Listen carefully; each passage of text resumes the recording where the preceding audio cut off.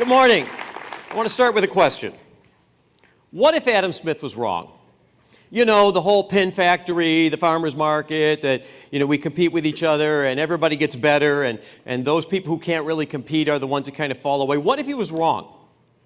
Now, I want to give you a real contemporary example of this. So I think the bravest leader in General Motors in the past 100 years, since Sloan, is probably Mary Barra. And if you live anywhere where there's a large plant, you're probably figuring out right now that she's closing that plant. And what she's doing is she's raising money to make electric cars. Now, you'd say that makes a lot of sense. Tesla's doing pretty well. This past year, they sold 365,000 cars. Interestingly enough, there are 80 million passenger cars sold in a year. So 365,000 cars is rounding error.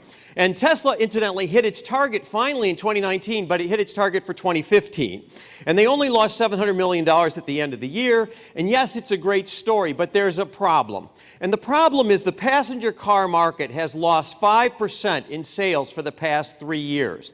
Ironically, during the same period of time, ride-sharing globally has increased by 15% a year. This is what we call a diffusion curve. It means something is going up and something is going down. So what's interesting is Mary Barra is investing in the very kinds of technology that are getting scarcer and scarcer and scarcer. Now, where is the innovation in Tesla? It's easy to see. It's the technology, right? We love tech. I have a PhD in technology. Where is the innovation in Uber? The innovation, think about it. Think about the app. The app is terrible. Think about the way the companies run. They're being sued by everyone. Their IPO was awful. It looks like an over-the-road trucking company. The innovation in Uber is that people will get in a car with strangers. It's a social form of innovation. It's not a technical form of innovation, and yet what we're doing is we're pursuing the devil we know because it's always better than the devil we don't. Now, don't believe that. Interestingly enough, these are the 50 top car companies in the world. They're worth about not quite $2 trillion collectively. These 5 digital companies called the FANG companies are worth almost $4 trillion.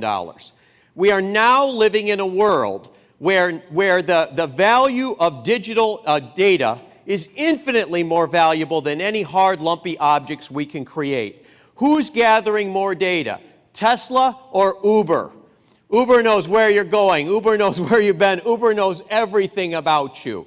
Does everybody see where this is going? You're looking the wrong way. Mind the gap or you're going to become road pizza. Every man takes the limits of his own field of vision for the limits of the world. How many have a troll on their social media page? Somebody went to high school with, oh, it's Phil. Phil's a great guy. Then all of a sudden, Phil starts going on about GMOs. It's all about GMOs. And what happens when you try and correct Phil? Does Phil take the data? Does Phil go, oh, yeah, that's really good information? No, what's Phil do? He goes radical on you. Then all of a sudden, if he does it enough times, you hide Phil, don't you? And then after a while, you say, well, we went apple picking in Washington State with the kids. And Phil does what? Oh, GMOs, apples are the worst. The world's owned by Cargill. And on a dark night on a dark road, you unfriend Phil. The Spanish Inquisition couldn't have thought of it. All the good people are the people who believe all the same crap you believe, right? And the bad people are the other people. And you wonder why we can't change our mindset or grow.